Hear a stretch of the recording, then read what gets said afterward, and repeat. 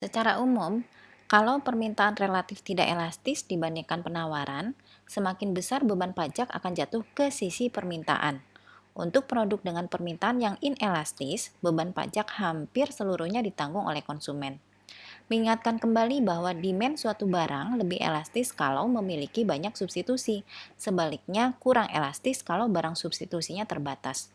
Penawaran suatu barang akan lebih elastis kalau produsen memiliki lebih banyak alternatif untuk penggunaan sumber dayanya.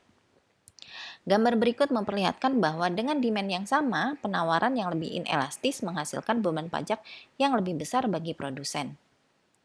Kita bandingkan beban pajak atas baja yang dikenakan ke produsen baja dengan beban pajak yang dikenakan ke pedagang kaki lima atau street vendor. Baja inelastis karena berkomitmen pada tingkat produksi dengan investasi modal tetap. Jadi, ketika pemerintah mengenakan pajak kepada produsen, kurva supply-nya akan bergeser ke atas sebesar pajak yang harus dibayarkan. Tadinya S1 menjadi S2. Equilibrium awalnya sebelum ada pajak ada di titik A ya, dengan kuantitas Q1 dan harganya P1.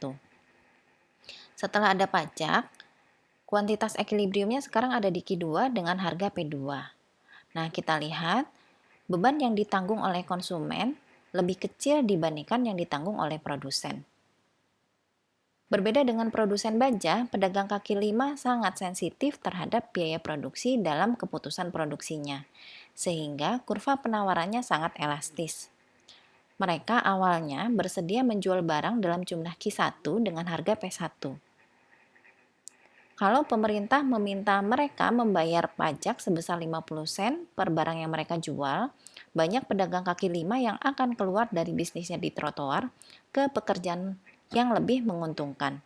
Sehingga kurva penawaran bergeser dari S1 ke S2 dengan harga naik dari P1 ke P2 dan jumlah barang yang dijual turun dari Q1 ke Q2.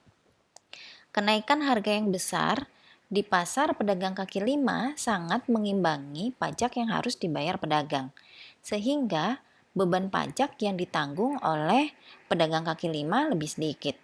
Konsumen membayar harga yang jauh lebih tinggi, jadi mereka akan menanggung sebagian besar beban pajak.